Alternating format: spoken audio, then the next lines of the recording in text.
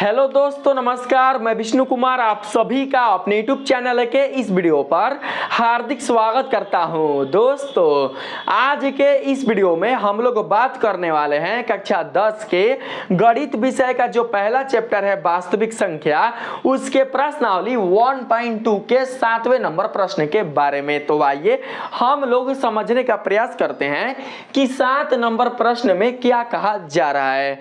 बाबू, 7वें number प्रश्न में कहा जा रहा है किसी खेल के मैदान के चारों ओर एक वृत्ताकार पथ है। इस मैदान का एक चक्कर लगाने में सोनिया को 18 मिनट लगते हैं, जबकि इसी मैदान का एक चक्कर लगाने में रवि को 12 मिनट लगते हैं। मान लीजिए वे दोनों एक ही स्थान और एक ही समय पर चलना प्रारंभ करके क्वेश्चन बोल रहा है आपसे। मान लीजिए वे दोनों एक ही स्थान और एक ही समय पर चलना प्रारंभ करके एक ही दिशा में चलते हैं, तो आपको बताना है कि वे दोनों कितने समय बाद पुनः अपने प्रारंभिक स्थान पर मिलेंगे। बाबू, एक मैदान है जो कि वृत्ताकार है, ठीक है। उस मैदान का एक चक्कर लगाने में सोनिया को लगता है 18 मिनट और उसी मैदान का एक चक्कर लगाने में रवि को लगता है 12 मिनट। इन समयों के अनुसार आपको यह बताना है कि जब रवि और सोनिया उस मैदान के एक ही स्थान और एक ही समय पर एक ही दिशा में चलना जब प्रारंभ करते हैं, तो वे दोनों कितने समय बाद पुनः अपने प्रारंभिक स्थान पर मिलेंगे, ये आपको बताना है, ठीक है। तो बाबू, हम लोग यहाँ पर लिख लेते हैं सोनिया द्वारा एक पूर्ण चक्कर लगाने में लगा समय बराबर 18 मिनट। इसी प्रकार से लिख लेंगे रवि द्वारा एक पूर्ण चक्कर लगाने में लगा समय बराबर 12 मिनट।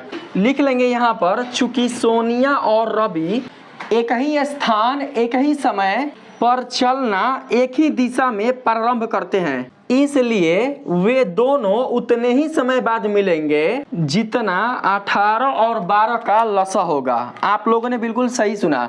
यदि हमें बताना है कि वे दोनों पुनः प्रारंभिक स्थान पर कितने समय बाद मिलेंगे, तो उसके लिए इन दोनों के समयों का एलसीएम निकालना होगा। यदि आप एलसीएम निकाल लेते हैं तो इससे पता चल जाएगा कि वे दोनों अपने एक ही स्थान और एक ही समय और एक ही दिशा में चलने पर पुनः कितने समय बाद अपने प्रारंभिक स्थान पर मिलेंगे, ठीक है।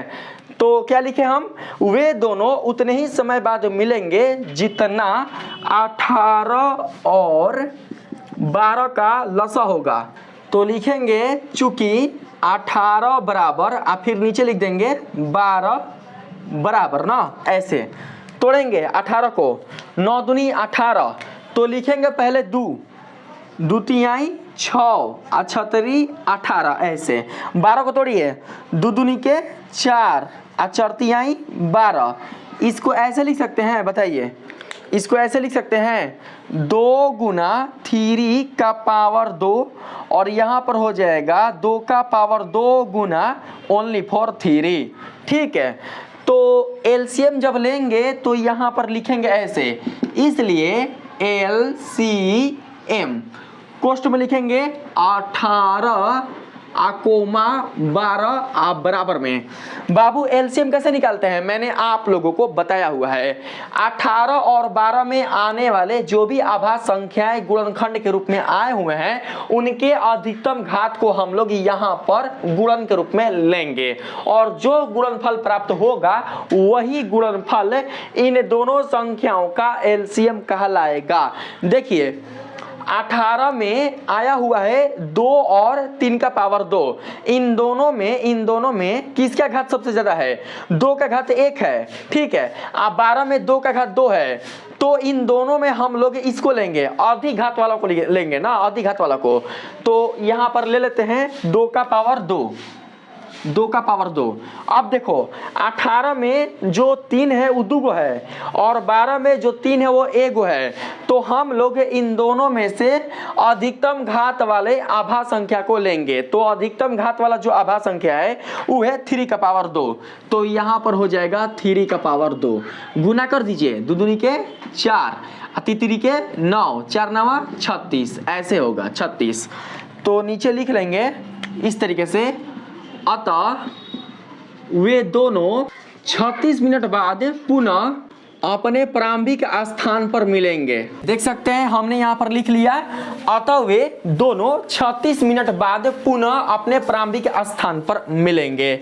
आप लोग बाबू क्या करना, यहाँ पर और लगा दीजिएगा ना, क्योंकि हमने यहाँ पर और छोड़ दिया है, और लगा दीजिएगा यहाँ पर, तो काफी अब पढ़ने में सुंदर लगेगा। देख सकते हैं सोनिया और रवि एक ही स्थान और एक ही समय पर चलना, एक ही दिशा में प्रारंभ करते हैं। अब ये अच्छा लग रहा है, आप लोग यहाँ पर और डाल लीजिएगा।